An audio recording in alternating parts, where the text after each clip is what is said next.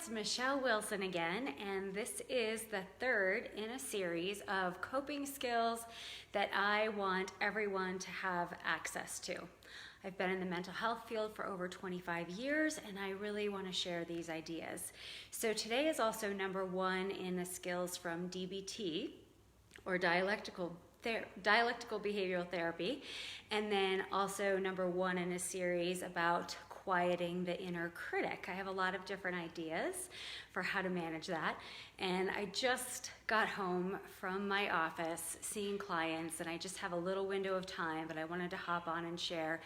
And I just have to say, I am so grateful for the work that I get to do, the amazing clients I work with. I was just overjoyed today and every week that I get to work with really amazing clients who are ready to heal some things, sometimes lifelong patterns that they thought they just had to live with because nothing else worked. But then we do muscle testing, teach them how to check in with their deepest wisdom, so we heal the biggest issues with ease and grace, and it's done. We check to make sure it's healed at the conscious, unconscious, body, and soul levels, and I just get to work with really, really amazing clients. Hello, Dawn, nice to see you. And then, today I got hugs with my clients with just tears in their eyes, saying that they're so grateful to heal these patterns that have really been lifelong. So today I'm going to teach you another little skill that's super easy. Most people I talk to are very aware that they have an inner critic in their head, sometimes a really mean, constant one, and these inner critics do not help us. So there's a really cool way to shift from the inner critic to finding your inner coach. So DBT skills that I would share with a lot of my therapy clients back when I had a traditional counseling practice was to look at the different parts of us, and I did a little diagram. So on this diagram, we have the emotional side on one side. And you know what, this may be reversed. I'm not sure how the camera works. But anyway, the one side, the emotional side, is kind of like our 2-year-old. I want what I want, and I want it now. And then the rational side is more like the strict parent. Sometimes even maybe not that nice, and a little bit more like the critical side. And so to give you a couple of examples, let's say the idea of having a brownie. My 2-year-old self might say, I want what I want and I want it right now. And then the inner critic or the rational side might come in and say, well, there's a lot of sugar in that, you don't really need it. And I'd have these two sides kind of battling. So what I love to teach my clients is how to find where they overlap in the middle to find the wise mind. And the wise mind can acknowledge both sides. So for example, actually I'm going to hold that thought. I'm going to give you an example in a minute. And if you watch the video, I actually posted a video of the interview that Oprah did with Lady Gaga just at the beginning of the year as part of her 2020 Vision Tour.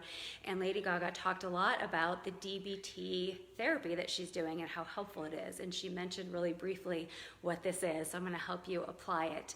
Another example, actually, I keep going to examples before I can explain it. So finding the wise mind, I like to take this a step further, and my version is that the wise mind will ask, what would be helpful? So getting better at really asking and tuning into that inner coach part of you, the kind part, the voice that might be more like a friend who cares about you.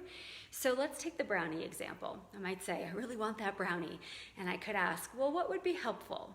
On the one hand, it may be a day where I say, you know what, I haven't had sugar for a long time. I'm kind of PMSing. I think I could use some chocolate. I'm going to eat it slowly and mindfully and really enjoy it and savor it without any guilt. And that's what would be most helpful right now. Or another day, you might say, oh my gosh, I had so much junk food over the weekend. What would be really helpful right now, hello Jolene, is I'm gonna just instead go for a walk, have a big glass of water, do some meditating, do something else. So you can see when we ask ourselves what would be helpful, then we can choose and find a balance of listening to the emotional side or the rational side. Here's another example, getting out of bed in the morning. I'm personally not really a morning person, so maybe you have the 2-year-old side of you saying, I don't want to get out of bed. I want to stay in where it's warm and cozy and it's too dark outside.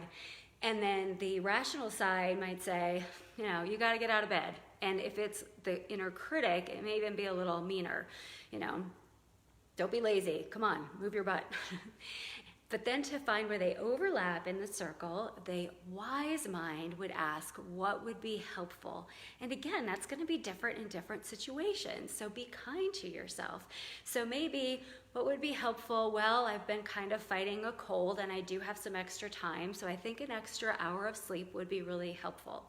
Or another day, you might say, what would be helpful? Well, I know when I get right out of bed and I do some yoga stretches and I have a big glass of lemon water and I start my day with meditation, that would be more helpful than hitting the snooze and going back to sleep. So I encourage you to acknowledge that we can have these sides of us that can sometimes battle, and instead of beating yourself up for it, ask what would be helpful in this situation.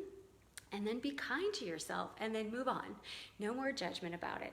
So that's the first in a series of how to quiet the inner critic.